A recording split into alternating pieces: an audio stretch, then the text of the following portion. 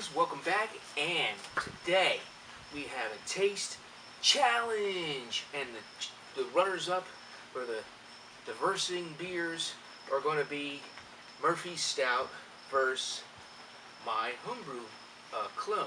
The recipe that I did to make my Queen Anne's Revenge Stout that you've seen on my channel that I reviewed is in fact a Murphy's clone. So this has been a challenge that's been in the making, that I've been wanting to do, and just haven't gotten around to it. And plus, you know, it's $6.99 for a 4-pack, and there's so many other things that I was drinking at the time and things like that. So, got my Guinness hat on. We are drinking stouts today. So me and the first mate were really excited to see how my homebrew stacks up against the commercial brewer that's been doing it since, you know, the dawn of time. Murphy's Stout. Never had Murphy's Stout. I've had plenty of Guinness. Hear the little widget in there. So this is supposed to be draft. So my head for my beer, for some reason with this batch on the Queen Anne's Revenge, it's hit and miss. Some of the bottles have a nice head, a really big head, and you have to go the easy pour.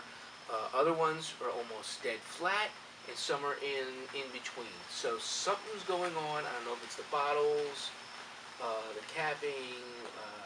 I don't know if I should just go back to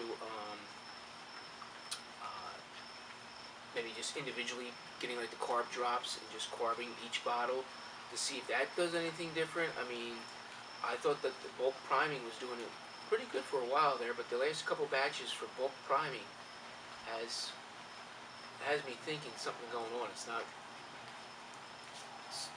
Most of the beers, my ESB was completely flat, so which doesn't make sense. All right, so Murphy's Stout brewed using only natural ingredients, and you know, story on the back, since 1856, Murphy's Stout has been brewed in Cork, I guess that's the town, using our authentic recipe. We pride ourselves in only using the finest natural ingredients of pure pale malts, chocolate malt, roasted barley, and hops. Murphy's offers you that uniquely smooth, creamy, whatever. Okay, so it looks like the can's about to bust, man, so I gotta watch this thing. Wow. Talk about overfilling it. Plenty of chocolate aromas. Oh wow, it's coming out like a daggone latte. I don't know if you guys can see that. It's looking just like a milkshake, like a coffee. I can tell right off the bat, this is way different looking. This is almost like a porter in color. It has a copper notes to it. So I guess this has got some lactose in it. I don't know what it's doing. It's doing that whole osmosis or whatever, cloudiness going down. I don't know if you can see this. I've never had a beer do this before. Really sinking down and doing like some sort of cascade waterfall thing going on there. And then slowly the darkness is coming up to meet the frothy latte looking head. Wow. You see this, Hugo? This is insane. I've never seen anything like this. I'm too far away for that camera to pick this up. We'll just hold it there for a second. And that's beautiful. Now, I can tell right off the bat from the pour that my beer is way darker. On the nose, yeah, a lot of chocolate. I'm talking like Hershey chocolate. Almost like a peanut. Remember I did those beers? Peanut butter, chocolate stouts and things like that.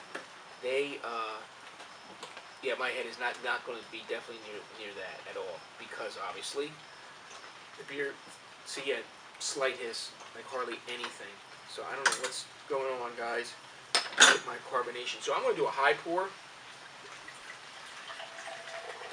Oh no, we have, I'm sorry, I thought this was darker, but no, this has the same copper color. It has the same color as I'm pouring this out as the Murphy's. So I'm going to say color-wise, it's on, dead on. So we're 1-1 in the versus challenge. Okay, 1-1. So we got Murphy's on this side, Captain Bailey's Queen Anne Revenge Stout. Okay, so it's my right and that left. My right and left, your left and right, whatever. All right. So it is carbonated, but it's not having that nice frothy head like this other one. And I can just see like the bubbles are all sticking to the side of the glass. The bubbles are not sticking to the side of this one. Here we go. So color-wise, I'm going to say they're a match, just from when I was pouring it. On the nose, yeah, it has some sort of like creamy, chocolatey, like I think it has to do with the air or whatever, the oxygen that they, has like this weird, funky ZZ, I don't know how to say it, like, has like a funky smell to it. I wonder if that's from the air, and it smells very chocolatey. Okay, the nose on mine. Yeah, typical stout, homebrew stout. Chocolate notes. Does not have the same aroma as this one's giving off. I think because of the head, that creaminess or whatever they did to make it into a draft. Alright, so I'm going to do this, since I've done this and been drinking this for a while now, let's do this one.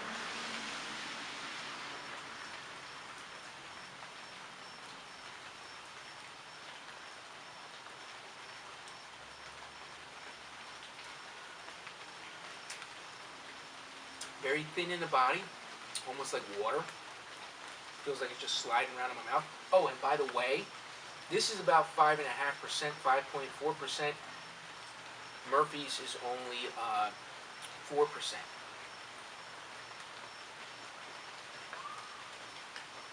I like a higher ABV, so that's why it's that.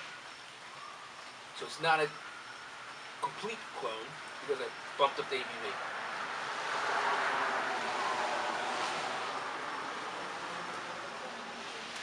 Chocolate notes, creamy head, but there's not that much of a creaminess on the mouthfeel for me. It feels very watery. It feels watered down. My beer.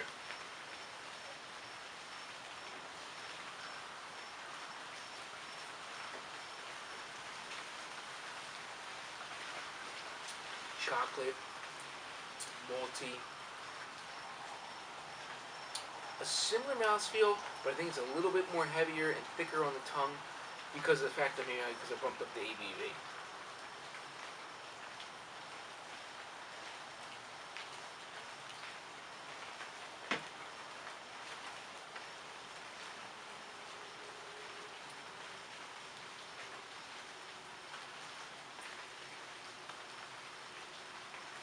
They taste similar, but I'm getting a weird, like a lactose tasting. When I suck on that foam there, it's changing the flavor profile. And I'm not sure if I'm digging that.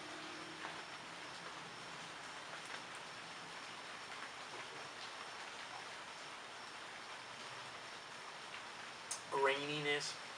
There's almost like a hay aftertaste from that foam.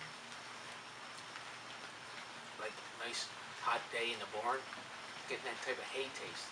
This is what the cactus tasting.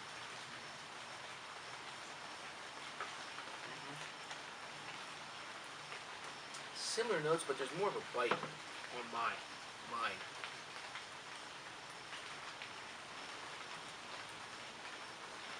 There's a spiciness there. But fruit flies are coming around there. So the captain is double-fisted. Now, which do I prefer? Hands down, I prefer my beer. And I'm not just saying that because I'm a home brewer. A lot of guys, I mean, the recipe is just great. And then plus, like I said, I like the higher alcohol. And I don't like the fact that this foam, this fake foam or whatever the widget did,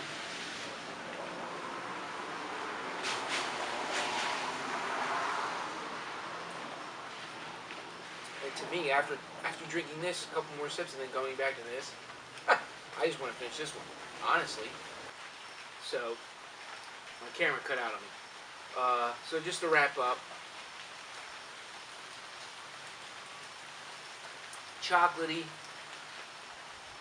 It's more refreshing, I guess you would say, because it's so light in body. And this one is more like your winter warmer, holiday sipper.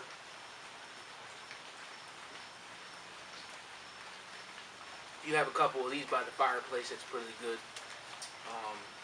Yeah, they'll take you to higher places, as they say. Yeah, so the winner in this challenge, hands down, is my stout, the homebrew. Only because it has a fuller body, which I like.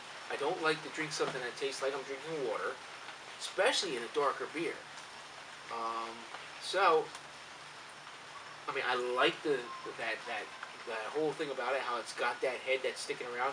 Now, you guys know in my previous videos, and you look check out any of my other Queen Anne Revenge stouts from previous years, or even my porter. Sometimes they even explode because they're overcarbonated and things like that. Now, so this time around, I'm kind of like in a mix of emotions about like the head, how there's no head. But it's like no head or too much head. Which do you prefer? So I'm gonna wrap it up. Captain's double fisted. Me and the first mate, we got things to do.